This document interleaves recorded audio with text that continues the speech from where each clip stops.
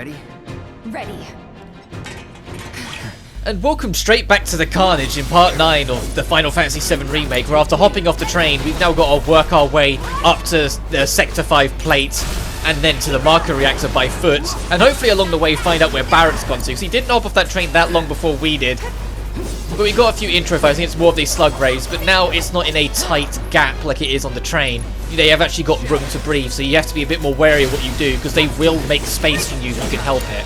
And right now, your party being both Cloud and Tifa again, if they float up, well, you got to deal with the limited air controls this game has. But it's still not too hard of a fight, because the entire purpose of this chapter is to introduce free character combat, and then let you go wild with it. So we need to go catch Barrett and find him, so then we can have a full party of 3, to even showcase how wild it starts to get when you're using all 3 of them. It takes a little to get the feel of, granted. Like, you can't just jump straight into it and expect to master it straight away, even after getting used to jumping between Cloud and Tifa. But once you do get a good feel for it and start experimenting with it a lot, there's a lot of combat opportunities that come out of being able to swap between 3 characters at once. And it's something I really hope they try and expand upon more in the future parts of the remake, because they already kind of do a little bit in the expansion where you get like team-tied skills, whereas like certain skills require certain other party members and you use an attack together. Like those sort of like camaraderie attacks, I'd like to see them be expanded upon and worked on a bit more. But yeah, be wary of the trains here, by the way. But as a whole, like, I just want to see them go wild with it. Like, the crazier the better, in my opinion, for the future parts.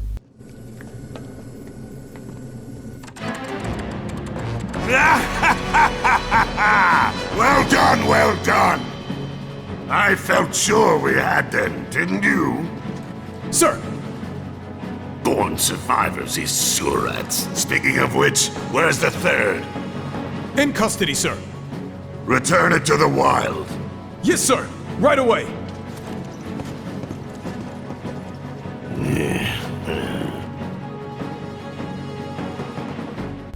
Man, there's some like serious Final Fantasy 13 era music playing in the background, and it's something that I genuinely appreciate. I know 13 isn't a lot of people's cup of tea, I know, but I'd like to think if you can put your bias aside, regardless of whether you like it or not, one of 13's like easy strengths is the fact that its music is really good. The entire 13 trilogy has an amazing soundtrack in my opinion, and the fact that they got a lot of the music team, and I don't know the name off the top of my head, but the composer of 13 to do some of the tracks in this game as well. You can tell, and I like it every time those tracks pop up. There's a lot of really good music that isn't just like recreations or remasters of classic music in this game. There's a lot of original tracks in this. And a lot of those original tracks, I think, fit in really nicely. You can kind of tell, if you've played 13 or heard 13's soundtrack, you can very easily tell what the 13's music is. I don't have to point it out. Like, the music in the background right now is a very easy indicator. But there's a few tracks later on where it's like, you hear that, you go, ooh, okay, this is kind of unapologetic. Also, I think I missed a optional room. And when you're going through here, pay attention to the side of the route. If there's like a blue door with a light bulb above it, check it, because you can probably open it. And I think I passed one. Like, I was kind of talking when I was looking back on this footage, but I think I just ran past one a minute ago. But it's worth checking them, because most of the time they're just basic loot, but it's better than nothing. It's a little secret for your trouble. I think there's an elixir in one of them, which is always kind of nice. You know, full health and magic restore to one member of your party. Elixirs are something you always want to try and get a hold of. And I think this is one of the Final Fantasies where you can't buy them, so you've really got to be considerate of those elixirs when you get them. In some Final Fantasies, and that number is limited, you can straight up buy elixirs, but they're usually like 50,000 gil for one. So if you're gonna buy them, you might want to be doing some grinding. But when you're ready and you've got reintroduced having Barrett in your team, follow him over here and you'll get a layout of what your plan is to even get through here to begin with, because we've got a bit of a trek ahead of us yet. Looks like it's gonna be Plan E. Go on. Plan A was if everything went off without a hitch. From the station, it would have been a straight shot to the reactor. Didn't work out, but we knew going in we had to have alternatives. Backup plans in case we had to get off early. from closer in to further out. B, C, D, and so on. Up to what? To E. Lucky us. Yeah! You're damn right. Anyway, we were riding the train between Sector 4 and the main pillar when we had to bail out. And we ended up on the adjacent line, which should take us to Reactor 5. That's right. So for now, we follow the tracks. Not too far, though. Need to switch to a different route before we hit the station. Cause you can bet your ass it's gonna be crawling with security. All on high alert. Let's move.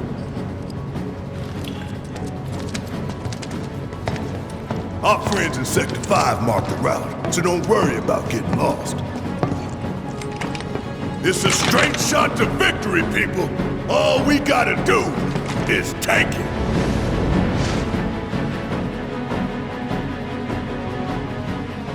You have nothing to worry about, sir. Preparations for the grand finale are proceeding without incident.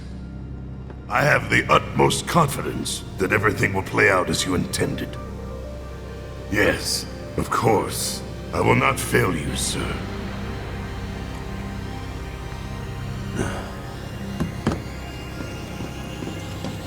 Sir, analytics reports that the results fall within the admissible range. However, the casualty rate significantly exceeds previous projections. Remind me what your job is. Is it to question the wisdom of your superiors and bemoan your personal hardships? Sir? Huh. Casualty rate. You think I care about the casualty rate? They're pawns in a greater game. If your stock runs low, then go round up more from Sector 3 or wherever else. Use your head and bring me solutions instead of problems for a change, yes? Sir.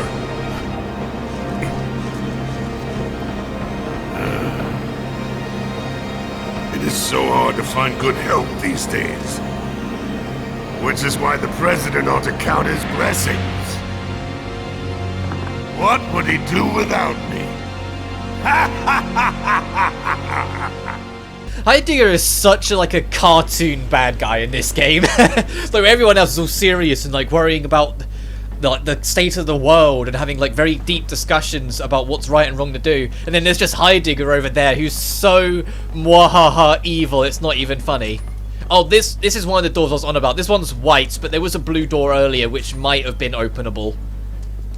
But I don't actually know, so I might have missed it, I might not have. That might have just been like a generic background door, but this one you can certainly open, so be sure to check it, because there's your elixir. This actually reminds me, I need to record more of this game. Well, after this video, I'm all caught up in actual, doing recording for the VII Remake, so I need to actually get on that. I've been distracted by a number of things, mostly Mary Skelter Finale. Now that that's finally arrived, I've been playing that a lot, and it's been kind of wild, and I guess I'll talk about it because there was a missed upload the other day. I was going to talk about it in the last video, but I eventually kind of decided against it a little because I was like, in retrospect, it's not going to matter much talking about it. But when, like, for those who are joining in late, there was a gap of one lone day in uploads during this project the other day, and it was because I had a 40,000 odd word document go missing. And by go missing, I meant corrupted, and it was lost. So I had to work on it and do as much like damage control as possible to get it back. Which, to be fair, I did. As of this recording, I'm almost done. I'm like 34,000 words back. Like I'm genuinely nearly there. Like I've worked my ass off to get it there, but I've done it. So it's just like it was just doing it, but as a consequence, the day it was lost, I decided I wasn't going to do any recording. I was just going to work on it all day. Like a bit of priority assessment. Like it's, as much as I love doing this and want to do it, like no, that document needs to be worked on and I need to get it back, because if I put it down and said I'll come back to it another time, it was never going to happen. You know, like when it's that heavy of a blow, you have to kind of have that sink or swim mentality of if you do it now, it's never going to happen. And I say it's not like a document, like an important legal thing or something like that. I mentioned it a couple of times, but I write books. I lost 40,000 words of a book I've been writing, so it was personal. It was a personal, like, stab. But I've got a lot more A lot more better, I went to say. That's not a sentence. A lot more effective means of backup in replace of it now. Most of it's just after every chapter I'm emailing it to myself and my sister, just as like extra backups to ensure nothing goes missing and everything can be more safely retained and cared for. But it was still a very, very frustrating lesson to learn. But oh well, life's for the living. You gotta take the hits that you go as you go through it, otherwise you're never gonna grow. I say that I might be sounding very like okay and modest now, but I can tell you at that moment when I figured out I lost it, I was very angry. I was very angry at the world when I realized I lost it. But I have that, like I have my funny minute and I was like, god damn it, thanks, nice one life, thanks for this, thanks for your new test. But once I was kind of like, no, I have to do it, otherwise it's never going to get done, I just cracked on and worked. And it worked out in my favour, because like, this is me trying to pull silver linings here. There were a couple scenes that I kind of wanted to rewrite anyway, and I lost all of those scenes that I kind of wanted to rewrite anyway, so I got my opportunity to rewrite them, I guess. So I have to kind of see those silver linings and be like, nah. I don't know why past me has a habit of getting distracted and like testing the physics in this game, but I do. Every now and then I just see something and I'm like, I'm gonna hit this and see how far it flings. And I kind of half forget, I'm like, oh wait, no, this is a recording. I can't just be wasting time hitting everything in the room to see where it flies. I've never actually been hit by the train in this game, and I'm not sure if you can. But as a, like, safety net, I'd still say just be a tad wary of where you move and pay attention to your environment. Specifically, stick to one side, usually. That tends to be in your favor. If you stick to one side, you get a feel for where the trains move and where they go, and then from there you can make your move. It's better to be moving against it so you can see it coming than move with it so it whacks your backside. But as Barrett just pointed out there, they've, like, Avalanche, to help build the path for them, have made some graffiti dogs around it, and you gotta follow the nose of the dog. Which is kind of cute. Like, it's also a very clever hint towards, like, a very, very detailed, like, galaxy brain thinking plot twist in the very, very late in the game that obviously I'm not going to spoil now. But it's to pay attention to that dog. Pay attention to it. Pay attention to what breed of dog it is specifically, and keep that in mind later on. Because it will matter. It will only subtly. Do you want to know how late it will be? We'll be talking about it in the credits. That's how late it is. That's why I don't want to talk about it. It's just I want to put it in you guys' head what type of dog, what breed it is, sort of thing. So then when the moment happens, hopefully you'll notice before I explain it what I'm on about. Anyway, I want to actually talk about this section because it's something that is a great compliment, at least for me, towards this game, of how they handled this section compared to the original. In the original, this section of like jumping out the train and having to fight your way to the Marco reactor took about 2 minutes. And I know like that's kind of the general consensus of this game, is that everything's bigger. But the fact that they use this as an opportunity to show Shinra priority, where this area is all like covered in webs and monsters, and like all these spider monster thingies and scorpion things. It's like it's all here to kind of demonstrate where Shinra's priorities are. Because keep in mind, Shinra's a giant Midgard is a giant mechanical city with 2 layers. How did these monsters get in here in the first place, you know? It's not like a natural continent and they like built on top of the land of the creatures. No, this is a giant mechanical city. It's literally a artificial city with artificial land, with artificial in-betweens. How did these monsters get here? How little care does Shinra actually have towards their own city for this to be like this? You know, that's what I like. That's kind of what they touch upon in this. It's go, wow, Shinra really don't care. Like, I like how it's thrown out there that it might just be like a science experiment gone wrong. But either argument works. Like, either argument of what went wrong here and why this is like that is interesting for world building. Because it's a science experiment, what are Shinra up to? If it's just them lacking caring, why does Shinra not care of the city, like the super city they made? You know? I just like that kind of thought that they put into it in this world. That they make, well, I say make you think. It's one of those things where if you're a big fan of 7, you're gonna like that detail. But if you're not that first, you're probably not gonna be that first. I know there's a lot of games that have also done that kind of subtlety, but because I didn't really care for them, it went straight over my head. But it's because I care about this. I'm like, oh, look at all the detail. But I just genuinely appreciate those little extra details added to it. I appreciate how much expansion to the world there is in subtle ways. And also, another thing, and I can talk about it before we get to it, because I'll probably be talking about other stuff of how easily I get distracted when I do any kind of recording in this. They added a completely new boss. We're actually approaching like the third major boss, which is at the end of this chapter, which straight up did not exist. Similar to Roach, how Roach straight up didn't exist. We're kind of going through. To give you an idea, the boss fight at the end of, I believe, chapter 7 is what would be the second main boss of the game in the original 7. And it's going to be the fourth major boss in this.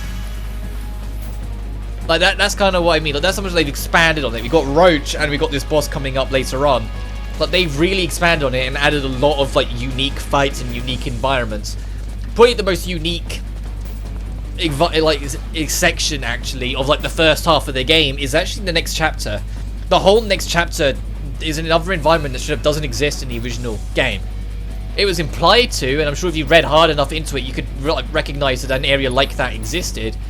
But this game, you actually go to it, and they handle it really cool. They handle it really nicely. I think it is, compared to a lot of the other chapters, one of the weaker ones in reflection. But in terms of the idea and what they're going for and why it's there, because ultimately the main reason why it's there is not just world building, is to get you more used to playing as a team of 3. So they wanted you there to be a section where you just run around as a team of 3 and do fights for a longish stretch to get you used to the feel, to get you used to the idea of swapping between Cloud, Barrett and Tifa, instead of it just being the Cloud show or a duo that we had at the start of the game with Barrett and chapter 3 with Tifa. Oh, there is some efforts here from Shinra's goons, which I suppose leans into the science experiment theory a little bit harder, but it seems like minimal effort, so who knows, maybe it's just enough to save face. Like, I can see the adverts now. We at Shinra care about your health, which is why we have all these exterminators here. And it's like one room of them frying one bug. And it's like, see, we care about all of you. It's like if the camera just pans slightly to the left, you'd see like 100 more outside the door just running havoc that they don't care about. I like to always think of Shinra as that kind of evil. I know that's like not what they're completely going for. They are partially going for it. Like they're not trying to be like extremely like super serious about Shinra, and they're not trying to be super like careless. They're trying to find a balance of being like charmingly goofy evil. And I don't mean charming as in they're charming, I mean as in the way they're presented for the gamer, for the player. It's like, oh, that's kind of a dumbass villain, but whatever. While at the same time being enough of a threat that you understand what the cast is fighting for. It's a villain with character, and it's an entire corporation they've tried to make like that, and not just one person, you know? The super serious villain is elsewhere. There's an old rail yard not far from here. What we're looking for is somewhere inside. And that is... A secret passageway.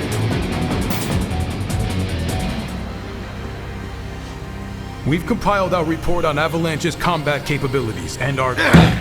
Report, report, report. What good do you think a damn report will do anyone? I don't... Have you already forgotten the war with Wutai? An enemy spared is an enemy who will repay your kindness with blood. We must crush them thoroughly and completely, without hesitation or mercy. Shinra cannot and will not settle for anything less. Will you? But sir...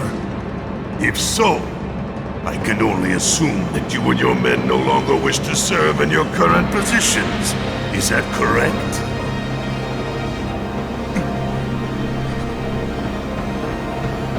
We'll prepare the prototype in Section E for immediate deployment.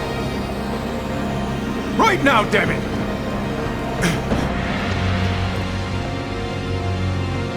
Another day, another victory. How do I do it?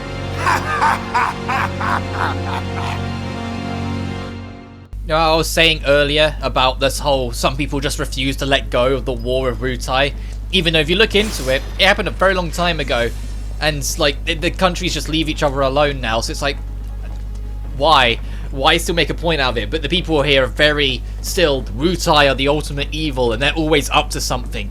I'm sure of it. And so Heidegger, being Heidegger, easily manipulates his own soldiers to follow that idea just by saying, oh, Dickon, you've already forgotten Wu Tai? These guys could be spies of them. Let's deal with them. Like, come on.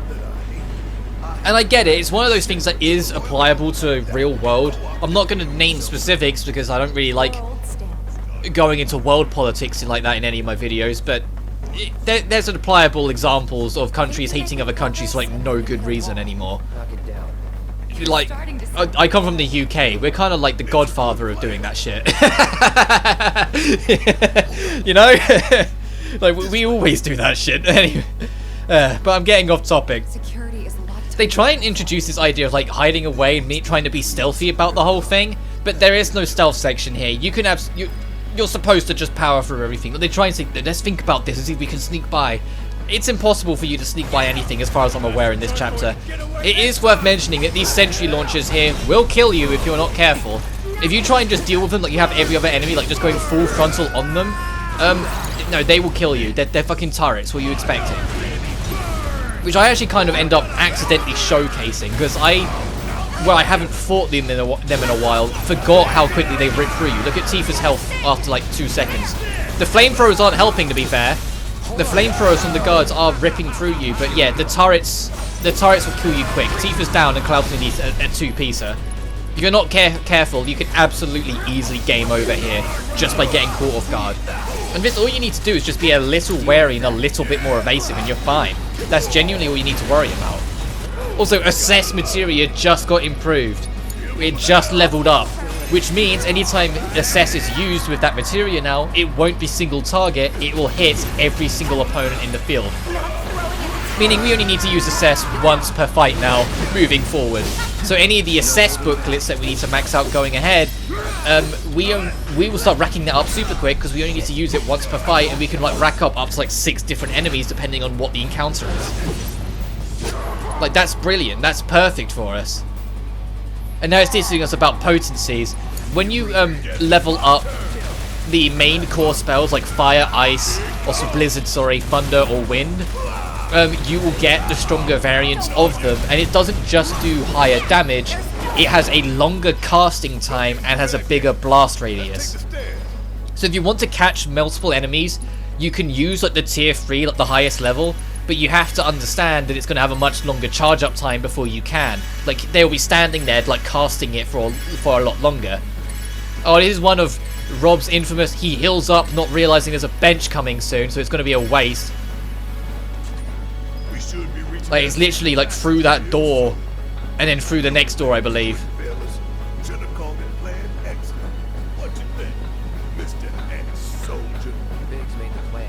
So I'm shutting up because I want to see if I'm... Yeah. Okay, it's another door yet per se, but it's that door right in front of us. And the moment I saw it, I was like, God fucking damn it. You know what? I'm going to go fight the enemies over here so then my heal isn't wasted. Genuinely, that's why I come and do this fight first. Because I was like, no, I'm not going to let those potions be wasted. I'm going to do another fight so at least I feel better about healing. Because I just forgot that there was a bench right there. But to get back to my point,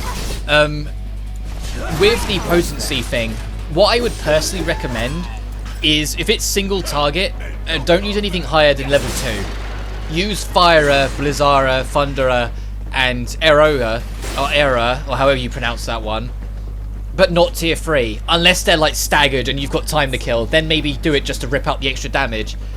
But as a general rule, stick to the tier 2s, and when you go into hard mode, abso-fucking-lutely, because magic is precious. It costs more magic to use stronger versions, so don't go any higher than tier 2 unless you really, really can justify the magic spendage. Because when those emergency cures are needed, Cura will heal you to full if you're like at like 30 or 20% health.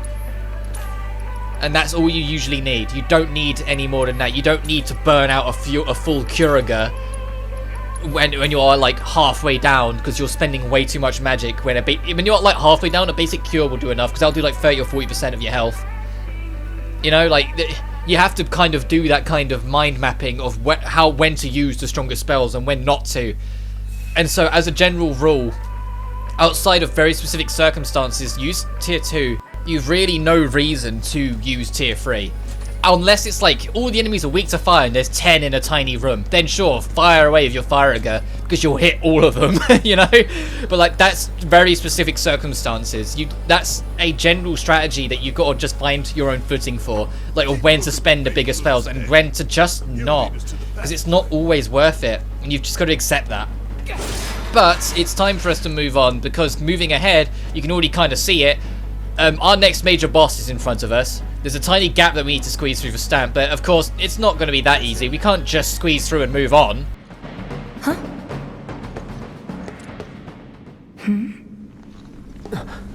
Get back! What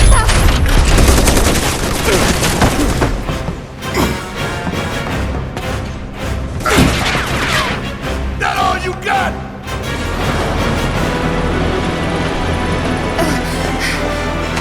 Someone's mad. Take your best shot, asshole! But it's time for a remake exclusive boss fight, similar to Roach and many others to come. The Crab Warden, which yes is following the same naming convention as the Scorpion Sentinel, but unlike the Scorpion Sentinel, doesn't do like a big electric shield thing around it where you have to bust a generator. The way this fight works instead is that you break its legs. When you do, its mouth opens and its core is there, and you can do insane damage to it very quickly if you hit the core. You can damage its actual like being at any point during the fight. It's just if you want to get good damage, you need to be opening up that core to do it. It's like in the Omega fight in Final Fantasy 15. If you want to do any decent damage, you need to expose that damn core, because otherwise you're just going to be punching, you know, steel.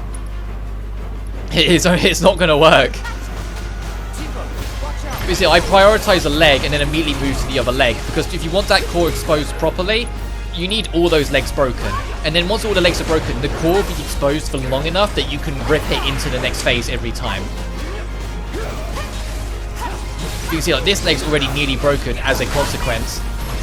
And because there's only 2 legs to break in this first phase, the core is now completely exposed. Look at how much damage we're going to do. Like, this first phase is going to be over in a heartbeat. This fight, once you know what you're doing and have a rhythm for it, I think can actually go by faster than the Scorpion Sentinel. And the Scorpion Sentinel was already one of those fights that once you know what you're doing, will surprise yourself at how quickly you can rip it through. So you can do it in like under 4 or 5 minutes.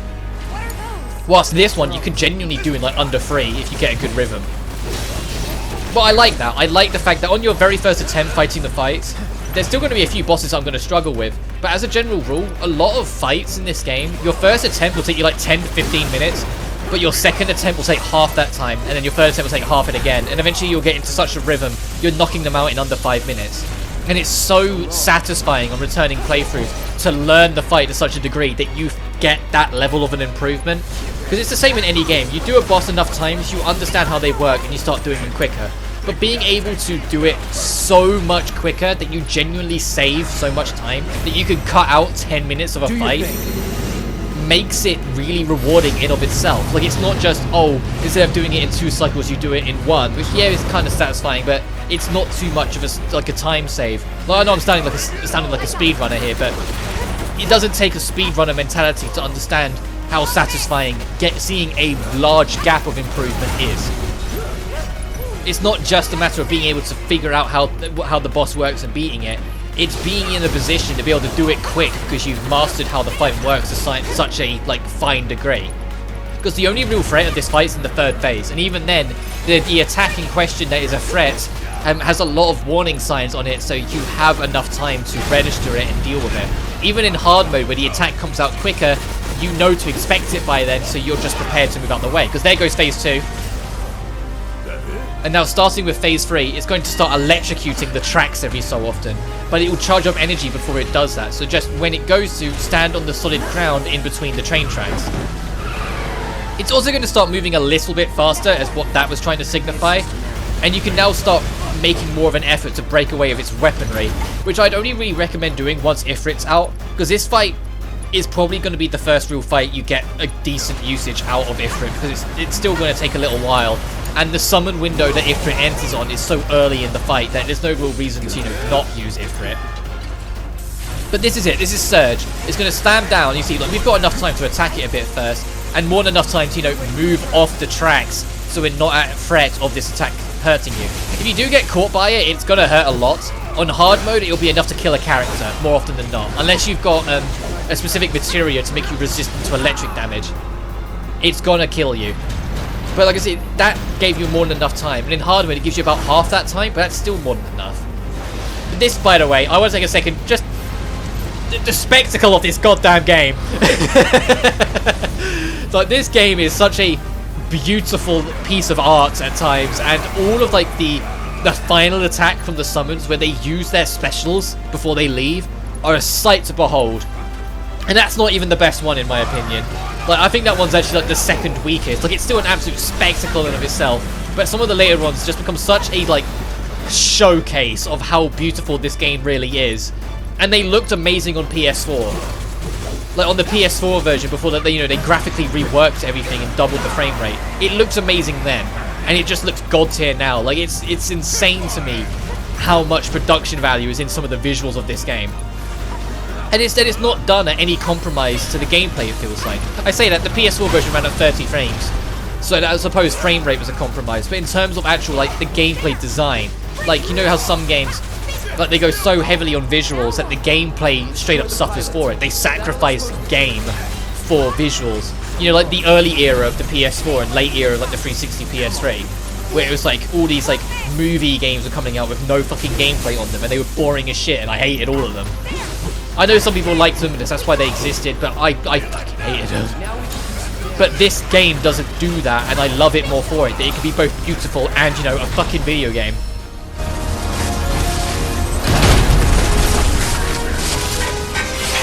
All clear. And stay down.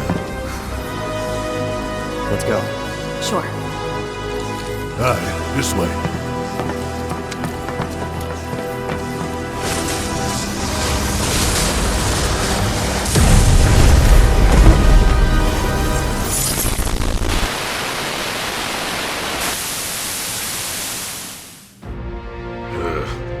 This won't do. Sir, analytics reports that the feed went down after an anomaly was registered during the test. An anomaly? Or an excuse for your failure to properly prepare the armor? No, sir. All modules were confirmed fully operational. It's far more likely, given the circumstances, that the sensors were overloaded.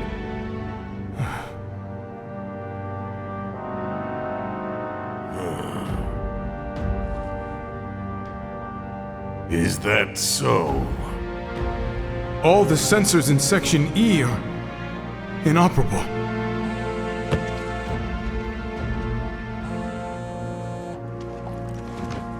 The President.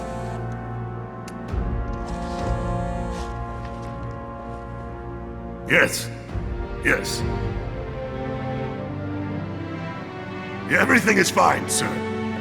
Better, even. There's been a development. Yes. Understood, sir.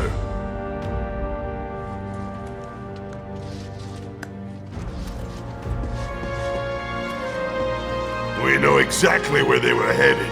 If the armor is intact, then you'd best determine the nature of this anomaly soon.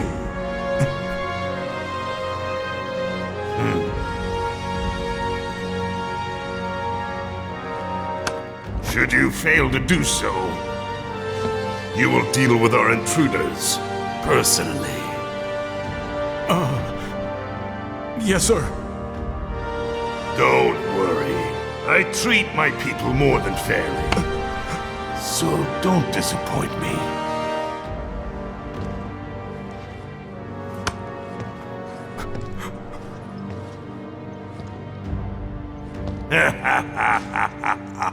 I know it's off topic, entirely off topic, and it's just me being funky, but I recently went through Yakuza 3 again, which is why in the little update video it was Yakuza 3 footage, because I just had a little bit of it lying around, so I thought, why not? But when Heidegger went to pick up the phone in that cutscene, I expected him to say the same lines Mine did at the end of 3.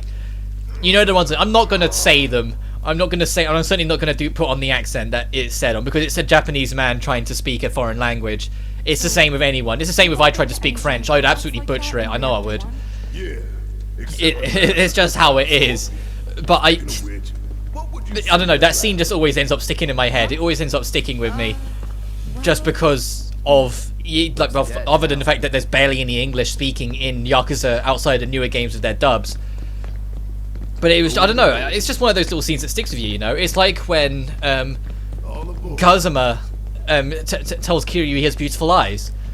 He says he has beautiful eyes. And it's like, it just weirdly sticks with you because it's English in a game that doesn't speak English, you know?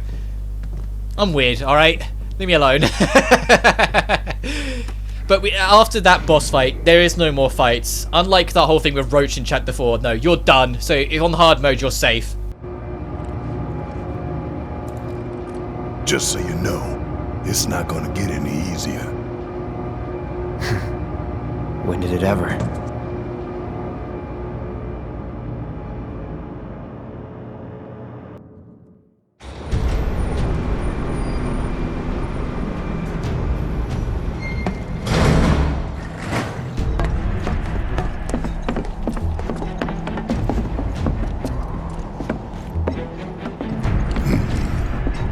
Through here and straight on to Reactor 5.